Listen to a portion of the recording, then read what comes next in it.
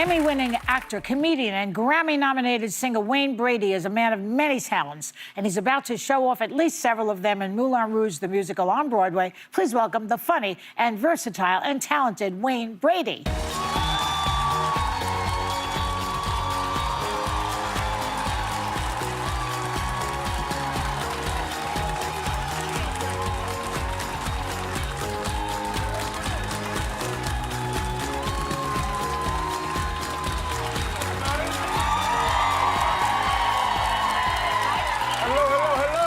Hello, ladies.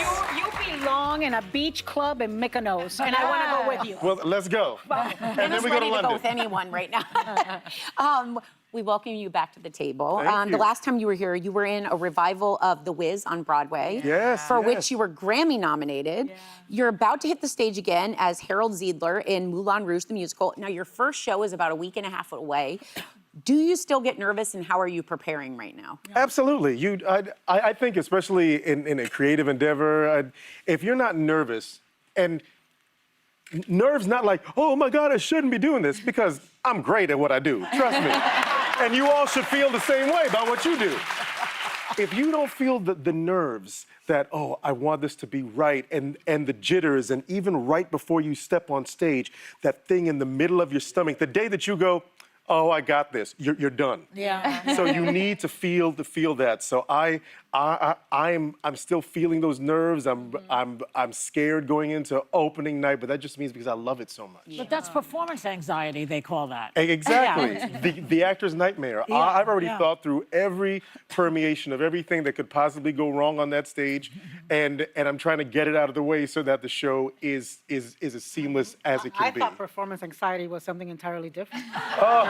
No, I know nothing about that, my dear. That's not his problem. Moulin Rouge is one of the most beloved shows, and this marks your return to the Al Hirschfield Theater because you also starred in Kinky Boots on that same stage.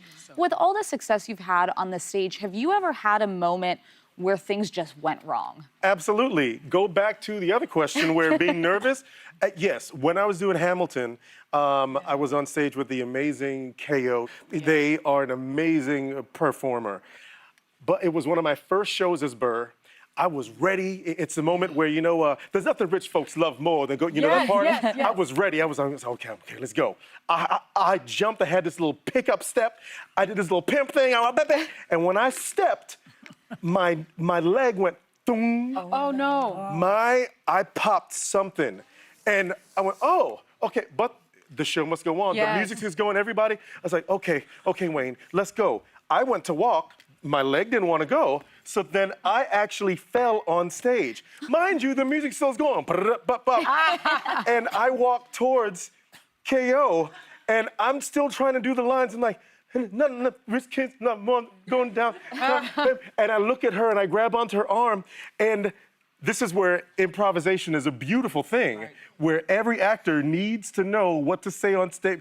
She looked at me, she goes, I can't help you. She said, I can't help, which I completely understand in that moment. So I had to lay down, and I drug myself off the stage and those little dancers in the ensemble, everybody's like, hey, it's Hamilton, I'm dancing, stepping all over my body as Burr, just like a little slug all the way off stage. So yes, things go wrong, so you have to always be ready, because if you stay ready, you ain't got to get ready. That's right. I love that. Oh, my God. Now, shout out to KO. Now, we know you are an actor, a singer, a dancer, a host, but we've just learned that we can also add professor to the list. Yes. Because this spring, you started teaching the camera and improvisation course at USC's School of Dramatic Arts. Yes. How did it go? It was a dream come true. The students, being able to teach these young actors going out into the world, to teach them some of what I've been. God gave me a gift, and He's given me this career. So I've been able to impart knowledge. That was amazing. But I've got to say, selfishly, I did it because for the kid that never went to college and never graduated, at the time, I was like, no, Mom, I'm not gonna go to school because I got a dream. I know that nobody's gonna teach me. And I was lucky, I was really lucky. Yeah. But then in hindsight, now as the dad whose daughter has graduated from Loyola Marymount with her degree in theater. When I look at her on stage, and when she was getting that degree, I went, oh, I see. Yeah. I'm sorry. Oh. My grandma, that was her dream for me. So the fact that I get to teach at this amazing school, that's my way of saying, Mama, this is for you. Yeah. So. And your daughter did it. And she did it. So yeah. It was definitely a, at this second act in my life, this check mark that one of the most amazing experiences ever. Shout out to USC. Yeah. Talking about second act, so you've got your 22-year-old daughter who just graduated, and you've got a 2-year-old son. Yeah, a 2.5-year-old. So what's it like to have that kind of son? Are you kidding me? What's his name? His name is Val Henry. What's it like to be a parent of such different ages and different stages? Well, I'll break it down to you simply. It's the difference between being a parent to a 22-year-old and to a 2.5-year-old. It's naps. And not his, mine. Right. Exactly. Yeah. It's the energy management with Miley. She is my road dog. She's working on her career, and she's a writer, and we talk about things. And Val, he's just starting to talk, and he wants to be on stage. Already. He came over to Let's Make a Deal, grabbed the microphone. Welcome to Let's Make a Deal. It's the coolest thing. So I've been a girl dad for 22 years. Now I get to be a boy dad. You are a lucky teach man. him some of those things that I didn't have growing Very up. nice. And you're going to get to watch him walk down and get his graduation degree, too. Yeah. Absolutely. Yeah. Absolutely. So what's next for you, as if you're not busy enough? Oh, man. Of course, we have the next season of Let's Make a Deal, which we're in our 17th season right now. So we have so knock on wood, the 18th season will be coming up soon. And then, I'm a writer.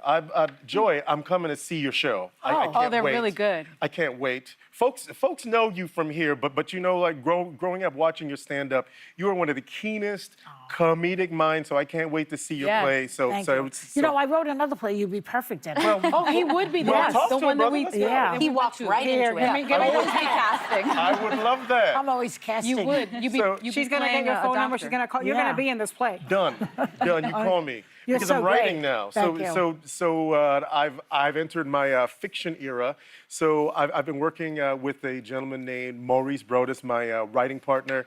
We have a couple books that are coming out, sci-fi books. I can't talk about the deal we made, but I got a book deal. So we have a couple books. I've been writing stories, sci-fi stories with the gentleman named Jonathan Mayberry, who is huge in that world. Shout out to Jonathan. And now I've got a podcast called What If, which it's an improvisational podcast, but a lot of the focus is on mental health because improvisation is a conversation, and in that conversation, it's for you to play. We as adults, life is tough as is. We make it harder on ourselves. So by teaching people the art of improvisation and play, I want us to put ourselves in a place where you can be lighter, where it'll help you with depression, where it'll just help you get out of bed in the morning. And that's the thrust. I do it with my partner, Jonathan Mangum, and we have a blast. So please listen to What If. It's wherever you download your podcast on Spotify or Apple. And next week, I'll be doing 5 more jobs. I'll come and I'll mow your lawn. I don't know. Wayne, before we go, give me the 2 top rules for improv. Oh. Go ahead. Or 3. Do not negate. So I'll always take the yes and. That's why I say improvisation is a conversation. Any of us can have a convo. Listen, the most important thing in improvisation is listen. Don't come into it with an idea that I've got something. I'm just waiting for you to talk, which is why improvisation also overlaps into relationships. Fellas, we have to listen. Guys, we have to listen. I'm so bad at it myself. I try to listen. So those are the two best rules. So, you always listen and you do not negate. So and. Always yes and. Thank you so much. Thank You're you. terrific. And I'll see you when we start our play. Yes, that's right. You don't even know. I'll be after you. You really don't even know what you just got. Our thanks to the great Wayne Brady. He and Taye Diggs begin their performances in Moulin Rouge, the musical, on Broadway, starting July 22nd at the Al Hirschfeld Theater. And guess what? Members of our audience, you're all going home with a pair of tickets to Moulin Rouge.